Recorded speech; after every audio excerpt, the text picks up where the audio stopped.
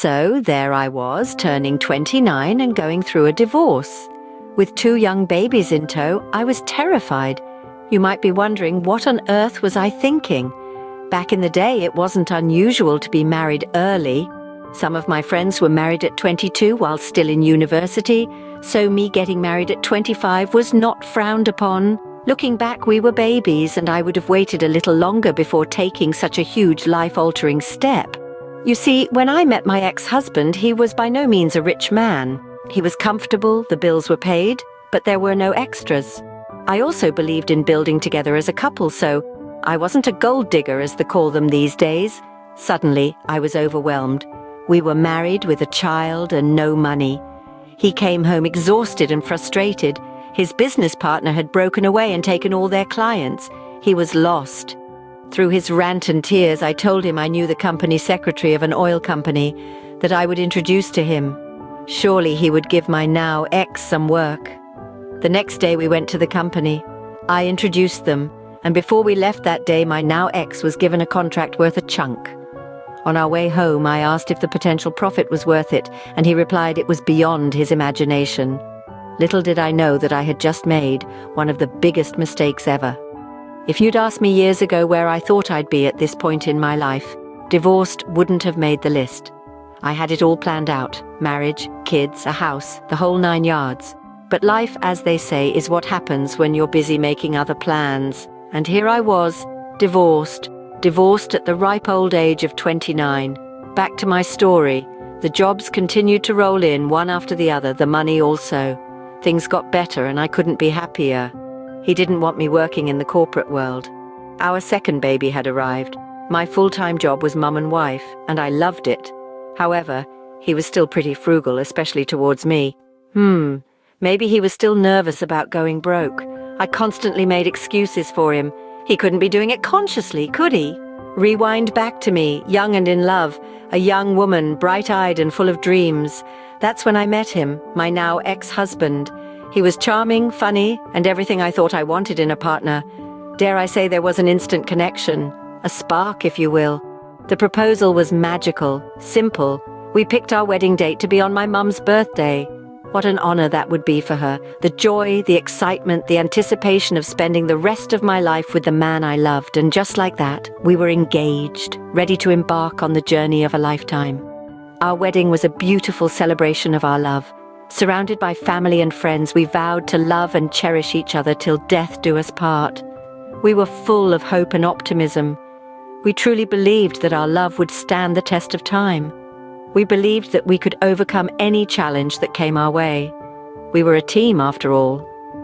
We had chosen to build this life together, and we looked forward to it. Everything seemed perfect. Our lives were intertwined, our love was strong, and our future looked promising. We didn't have much, but we knew our break would come. We were happy, content, and ready to face whatever life had in store for us. Or so I thought. Little did I know the storm was just around the corner, and it threatened to knock me completely off my feet. Fast forward to our 3rd year of marriage, things began to unravel. Now don't get me wrong, we weren't suddenly at each other's throats. No, it was more like a slow leak in a tire, hardly noticeable until you're stranded on the side of the road. It started with the way he remained frugal, especially towards me. He had no issues spending on himself. Late nights, progressed into early mornings, then traveling with new friends. I mean, who does that? It was about the lack of consideration, the disregard for our vows. Then we got into the bigger issues. The arguments about finances, about how to raise our kids, about where I could visit or not visit. You see, we were 2 very different people with 2 very different visions for our future. He wanted the fancy life, the hustle and bustle, being the life of the party. While I didn't mind his visions, I absolutely loved the good life too. However, I had hoped I would be included. Through all this, we tried to keep our sense of humor.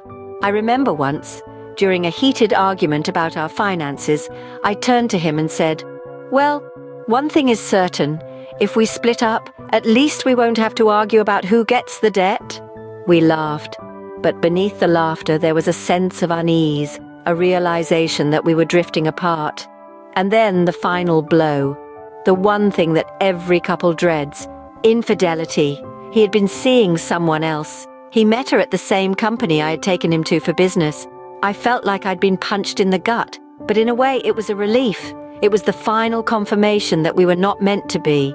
I would get random calls at odd hours on the landline every time he travelled out of town for work, and the woman on the line would simply cuss me out, calling me all kinds of names. I didn't understand what was going on. If I brought it up to him, he would say it was probably just a crank call since my name wasn't actually mentioned. I remember sitting there after a young lady from the oil company called me to bring to my attention to the fact the entire office knew of his affair, and she couldn't keep quiet anymore. My then husband and his mistress had even gone to an event, and they were featured in a local magazine sitting together. My best pal's husband, who worked at the same company, also told Pal what he had witnessed and the rumors at the office. I felt a mix of sadness and relief. Sadness for the end of a chapter, but relief that I wasn't going crazy, and it wasn't all in my imagination. I wondered if helping one's spouse make a fortune was a mistake. How could he do this? And before I knew it, I was standing in a courtroom signing the papers. I confronted him. He denied everything as expected. The late nights didn't stop, neither did the crank calls.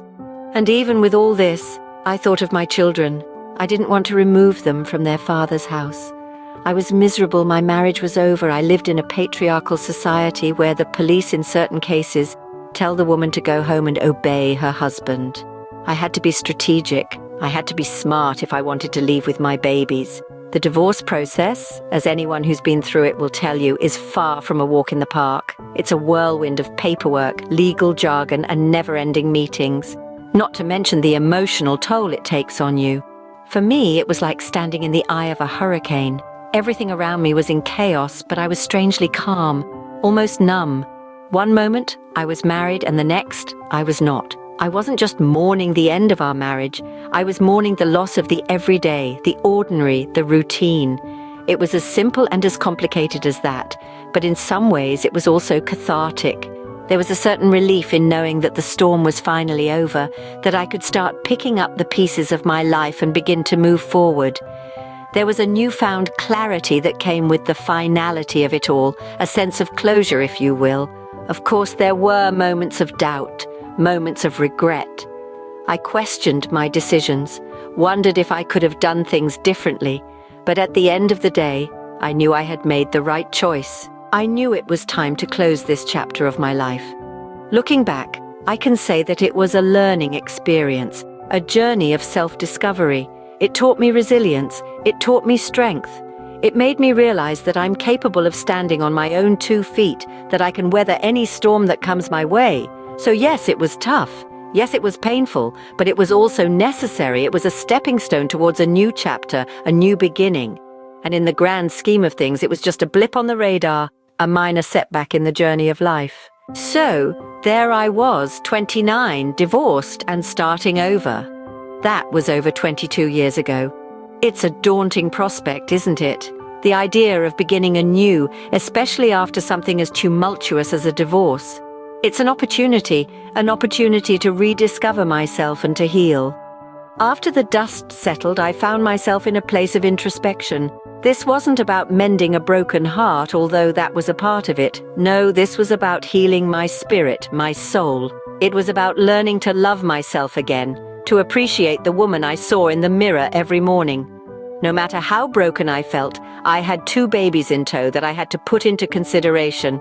And through this journey, I learned some invaluable lessons. I learned that it's okay to put myself first, and in doing so, I made a statement to my children that they had to be with people who treated them well too. I learned to prioritize my happiness. I learned that it's okay to say no, to set boundaries. And most importantly, I learned that it's okay to let go, to move on. I won't sugarcoat it. This journey wasn't easy. It is very isolating. There were days when I wanted to give up, to succumb to the pain and the loneliness. But I persevered, and I came out stronger, braver, and more resilient. I lost my marriage, and in the process, lost some married friends too. And you know what? I wouldn't change a thing. I've grown, I've learned, and I've become a stronger person because of it. So how about you? Have you gone through something similar? Share your story in the comments below. Remember, every cloud has a silver lining.